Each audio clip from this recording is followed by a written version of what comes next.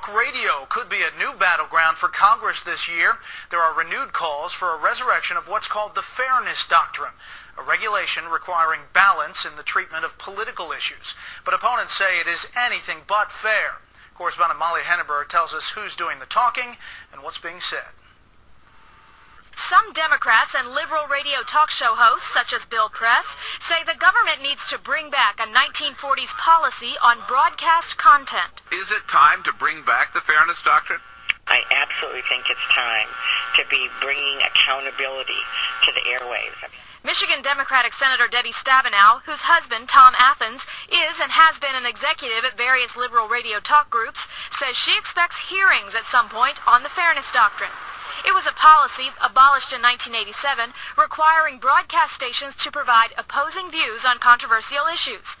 But Oklahoma Republican Senator James Inhofe says radio programming should be based on what brings in listeners and advertisers. I can't think of anything worse than have government in a position to dictate the content of information going over public radio.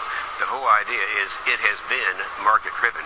Inhofe and other critics believe those pushing to bring back the Fairness Doctrine, nicknamed the Hush-Rush Doctrine, want to diminish the influence of Rush Limbaugh and other conservative talk show hosts. Supporters insist that's not the case. We're not going to take any of the conservative voices off the airways, but just make sure there are a few progressives or liberals out there. Exactly, and that's why we need the Fairness Doctrine back. During the presidential campaign, a spokesman said then-Senator Barack Obama did not favor reinstating the Fairness Doctrine, but his White House spokesman has since left the door open. I pledge to you to study up on the Fairness Doctrine so that one day I might give you a more fulsome answer.